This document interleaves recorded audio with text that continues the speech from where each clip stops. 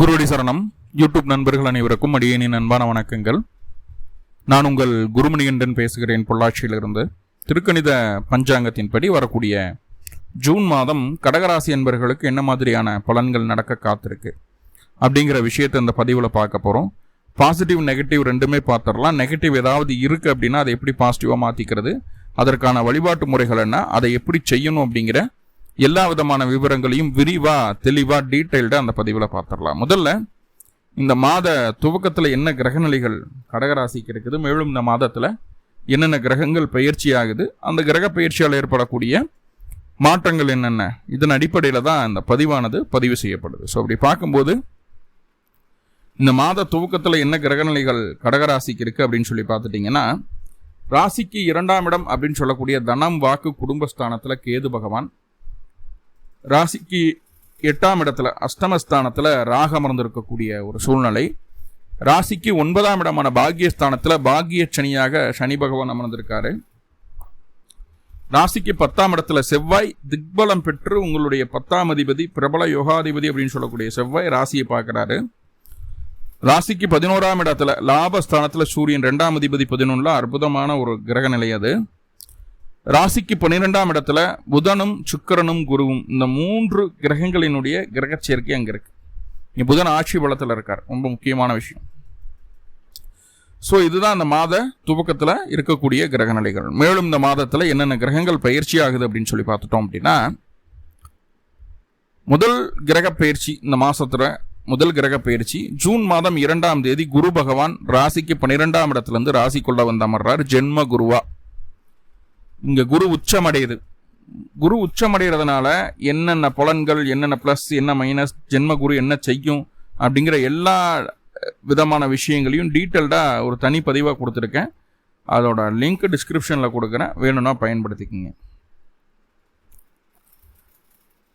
அடுத்த பெயர்ச்சி ஜூன் மாதம் 8ஆம் தேதி சுக்கிர பகவான் உங்களுடைய ராசிக்கு 12ஆம் இடத்துலேருந்து ராசிக்குள்ள வந்து அமர்றார். உங்களுக்கு சுகத்தை அள்ளித்தரக்கூடிய கிரகம் சுக்கிரன். ஆல்ரெடி பாக்கியாதிபதி அப்படின்னு சொல்லக்கூடிய குருவோட இணைகிறார், அவர் உச்சமா இருக்கு. இப்போ சுகத்தை அள்ளித்தரக்கூடிய சுக்கிரன் ஒரு பெண் வடிவில் உங்களுக்கு எப்படி சுகத்தை தர காத்திருக்கிறார்கள் அப்படிங்கிறத அந்த பதிவில் பார்க்க போறோம். ஏன் பெண்ணுன்னு சொல்றேன்னா, சுக்கிரன் பெண் கிரகம், அவரே 11ஆம் அதிபதி லாபாதிபதி ராசிக்குள்ள வந்திருக்கிறார். இப்போ 9, 11, 4 இந்த பாவங்கள்லாம் இணைவு நல்ல சூப்பரான கிரக சேர்க்கை, கிரக இணைவு. கூட 6ஆம் இடம் தொடர்பு பெறுவது அப்படிங்கிறதுல நிறைய ப்ளஸ் இருக்குது, சின்ன சின்ன மைனஸ் இருக்குது. என்ன ஏதுங்கிறத டீட்டெயில்டாக பார்க்க போகிறோம். ஒரு பெண்ணால் எப்படி உங்களுக்கு இதெல்லாம் நடக்க காத்திருக்குங்கிறதையும் பார்க்க போகிறோம். அடுத்ததாக ஜூன் மாதம் 15ஆம் தேதி சூரியன் உங்களுடைய ராசிக்கு 2ஆம் அதிபதி 11ஆம் இடமான லாபத்திலேருந்து 12ஆம் இடத்துக்கு பயிற்சியார். 2 குடியர் 12ல் அயன சயன போகஸ்தானத்தில் போய் உட்கார்றது கொஞ்சம் குறைச்சலான விஷயம் தான், என்னங்கிறத பார்க்கலாம். ஜூன் மாதம் 20ஆம் தேதி செவ்வாய் ரிஷப ராசிக்குள்ள பயிற்சி, 5ஆம் அதிபதி 11ல் போய் உட்கார்றாரு. சூப்பரான ஒரு பிளேஸ்மெண்ட். ஜூன் 22 அன்னைக்கு புதன் 12ஆம் அதிபதி ராசிக்குள்ள வந்து திக்பலமாகிறார். ஜூன் 29 அன்னைக்கு அவர் வக்ரம் அடைய ஆரம்பிக்கிறார். வக்ரம் ஆரம்பிக்குது, புதனோட வக்ரம் ராசிக்குள்ளேயே புதன் வக்ரம் அடையுது. ஸோ இதுதான் இந்த மாத துவக்கத்தில் இருக்கக்கூடிய கிரகநிலைகளும் மேலும் இந்த மாதத்தில் நடக்கக்கூடிய கிரக பயிற்சிகளும். முதல்ல குருவை தான் பார்க்கணும். குருவை பற்றி ஆல்ரெடி ஒரு தனி பதிவை கொடுத்ததுனால அடுத்ததாக சுக்கிரன் என்ன செய்ய காத்திருக்கிறார் அப்படிங்கிறத பார்க்கலாம். சுக்கிர பகவான் ஜூன் மாதம் 8ஆம் தேதி ராசிக்கு 12ஆம் இடத்துலேருந்து ராசிக்குள் வந்து அமர்றார். ஆல்ரெடி இங்கே குரு இருக்கு. குரு சுக்கிர நினைவு மகாலட்சுமி யோகம் ஏற்படுது ராசிக்குள்ள, ரொம்ப நல்ல விஷயம். 4ஆம் அதிபதி ராசிக்குள் அமர்வது அப்படிங்கிறது நிறைய நன்மைகளை கொடுக்குது. என்னென்னவெல்லாம், தாய் வழி உறவுகள் மூலமாக தேவையான பொருளாதார உதவிகள் கிடைக்க காரணமாக இருக்கு. தாய் வழி உறவுகள்னா தாய் வழி உறவுகள் இருக்கக்கூடிய பெண்கள், தாயாரே உங்களுக்கு முழு சாதகமான மனநிலைமையில் இருப்பாங்க. உங்களுக்கு என்னென்னவெல்லாம் வேணுமோ நீங்கள் கேட்டும் கேட்காமலும் செய்ய கடமைப்பட்ட ஒரு அமைப்பை போய் தாயார் வந்து அமர்ந்துக்குவாங்க. நீங்கள் என்ன வேணாலும் தாயார்கிட்ட கேட்கலாம், என்ன வர வேணாலும் கேட்கலாம். மனசார தாயாரை வணங்கி என்ன வேணாலும் செய்யலாம், சக்ஸஸ் ஆகும். நல்ல சொன்ன வார்த்தை, ரொம்ப முக்கியமான வார்த்தை, கவனமாக கேளுங்க. மனசார உங்களுடைய தாயை வணங்கிட்டு என்ன வேணாலும் செய்யலாம், சக்ஸஸ் ஆகும். ரைட். வீடு, வண்டி, வாகனம் சம்மந்தமான விஷயங்கள் இருந்து வந்த எல்லா பிரச்சனைகளும் நீங்கும். பேங்க் லோன் வாங்கணுமா, வீட்டின் மேலே லோன் வாங்கணுமா, வாகனத்தின் மேலே லோன் வாங்கணுமா, பேங்க் லோனு கண்டிப்பாக கிடைக்கும். அது நேஷனலைஸ் பேங்க்ஸ்லேயே கிடைக்கும். வட்டி ரொம்ப கம்மியாக கிடைக்கும். கையில் காசு பணமே இல்லை, வீடு வாங்கணும்னு ஆசை இருக்குது, முயற்சி எடுங்க, கண்டிப்பாக லோன் கிடைக்கும், வீடு வாங்கிடலாம். வீடு, வண்டி வாங்கணும், சொத்து சுகம் சேர்க்கைக்கு உண்டான ஒரு சூழலை இது சொல்லுது. சரி, இதெல்லாம் தனியாக போனால் நடக்குமானா தனியாக போனால் நடக்காது. தாய் வழி உறவுகளில் உங்களுக்கு சாதகமாக இருக்கக்கூடிய பெண்களை உங்கள் கூட கூட்டிகிட்டு போகணும். சின்ன குழந்தையாக இருந்தாலும் சரி, அத்தையாக இருந்தாலும், சித்தியாக இருந்தாலும் சரி, உங்களுக்கு சாதகமாக இருக்கணும். அந்த பெண் உங்களோட மூத்த சகோதரமாக இருந்தால் கூட பரவாயில்ல, சாதகமாக இருக்கணும். கூட்டிகிட்டு போங்க, கண்டிப்பாக சக்ஸஸ் ஆகும். கண்டிப்பாக சக்ஸஸ் ஆகும். வயது குறைந்தவருக்கோ வயது முதிர்ந்தவருக்கோ இருக்கக்கூடிய உடல்நல தொந்தரவுகள், முக்கியமாக இருதயம் சார்ந்த விஷயங்கள், கிட்னி சம்மந்தப்பட்ட விஷயங்கள், காய்கால் மூட்டு வலி இருக்கக்கூடிய நபர்கள், அந்த ஆர்த்தரைட்டிஸ் இருக்கிறவங்களுக்கு, இவங்களுக்கு எல்லாமே அந்த ஆர்த்தரைட்டிஸ் முக்கியமாக சொல்ல போனால் வெரிகோஸ் வெயின், இந்த பிரச்சனை இருக்கக்கூடிய கடகராசி அன்பர்களுக்கு இந்த காலகட்டம் அந்த பிரச்சனைக்கு உண்டான சரியான தீர்வு கிடைக்கும். எந்த டாக்டர்கிட்ட போகணும், என்ன எப்படி மருத்துவம் பார்க்கணும், யார் கிட்ட போனால் நம்மளுக்கு ரெடி ஆகும் அப்படிங்கிற எல்லா டீட்டெயிலும் கிடைக்கும். ஸ்பெஷலைஸான டாக்டரை உங்களுக்கு இன்ட்ரடியூஸ் பண்ணி வைக்கிறதே ஒரு பெண்ணாகத்தான் இருக்கும் காலகட்டம். ஸோ அப்படி ஒரு விஷயம் நடக்குது.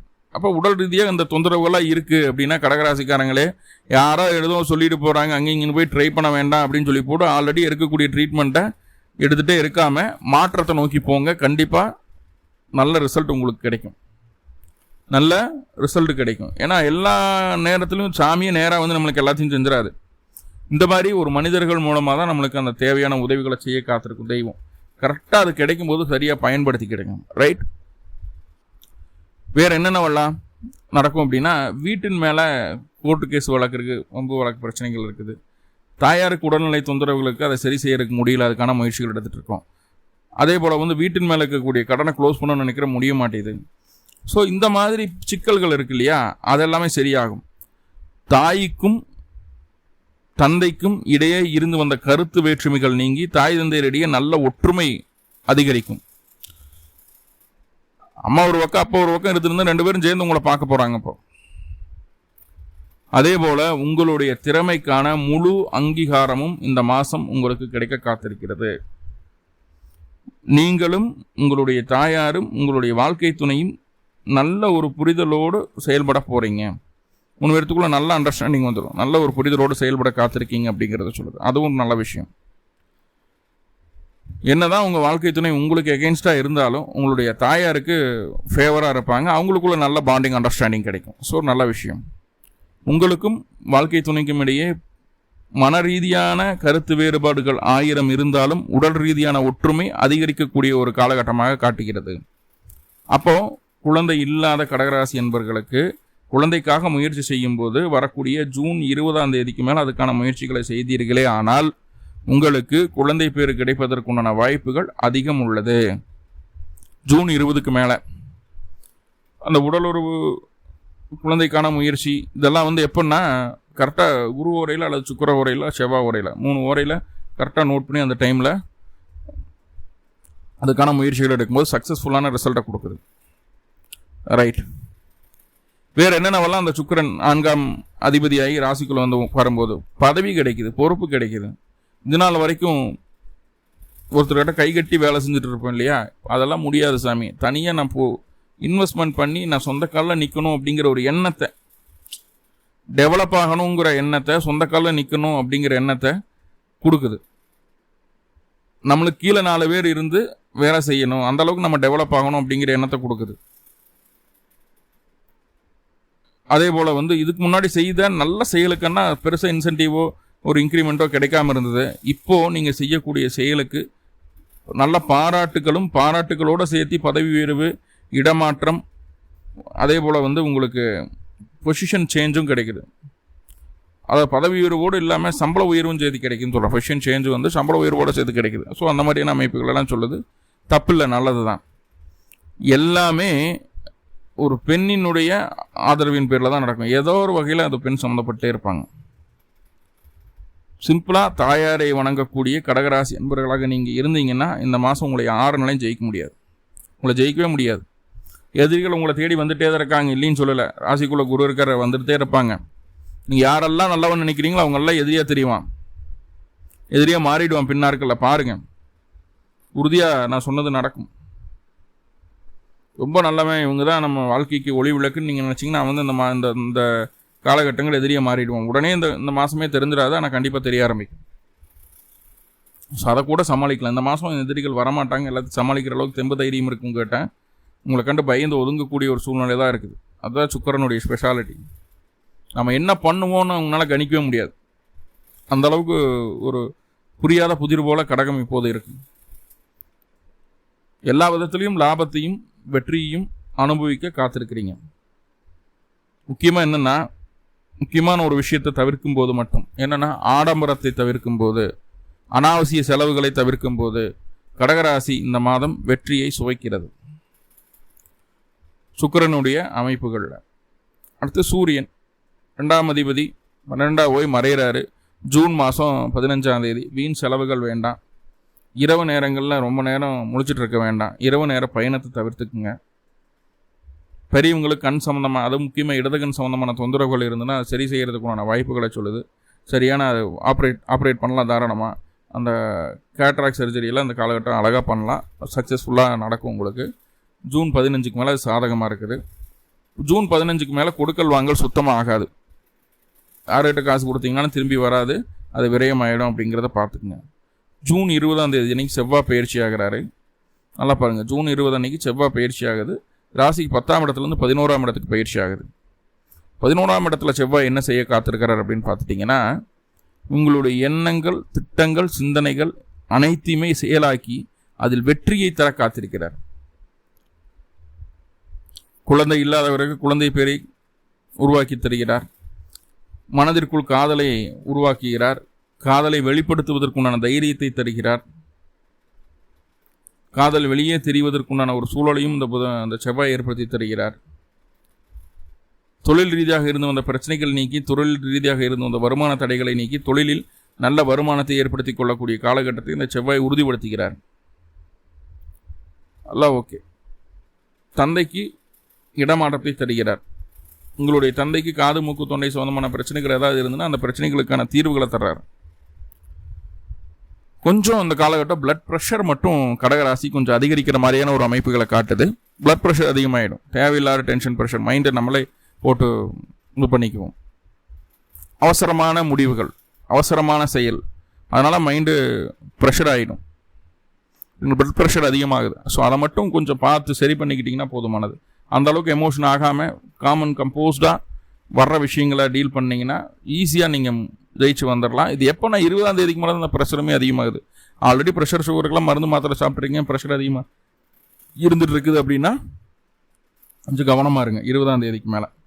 22ஆம் தேதி புதன் பயிற்சி ஆகிறார். இன்னொன்று ராசிக்குள்ளே வர்றார், திக்பலம் அடையுது. இப்போ மனசுக்குள்ளே ஒரு கால்குலேஷன் ஓடும், இதை இப்படித்தான் செய்யணும், இது செஞ்சால் தான் நம்மளுக்கு இந்த சக்ஸஸ் கிடைக்கும் அப்படிங்கிற ஒரு கிளியர் கட்டான கால்குலேஷன் ஓடும். சப்போஸ் இது ஃபெயிலியர் ஆயிடுச்சுன்னா இன்னொரு பிளானையும் சேர்த்து வச்சுக்குவீங்க. திட்டங்கள் மனதிற்குள் அதிகம் உதிக்கக்கூடிய காலகட்டம். வெற்றிக்கான திட்டங்களாக அது இருக்கும். செலவுகளெல்லாம் எப்படி குறைக்கணும், சேமிப்பு எப்படி அதிகரிக்கணும், என்னென்னவெல்லாம் செய்யலாம் அப்படிங்கிறத பக்காவாக அந்த புதன் உங்களுக்கு சொல்லி கொடுத்துருவார். உங்களுடைய சுய ஜாதகத்தில் புதனுடைய தசாபுத்தி அந்தங்கள் நடந்துட்டு இருந்ததுன்னா ரொம்ப நான் சொல்லக்கூடிய விஷயத்த ரொம்ப உன்னிப்பாக நீங்கள் உணர முடியும்.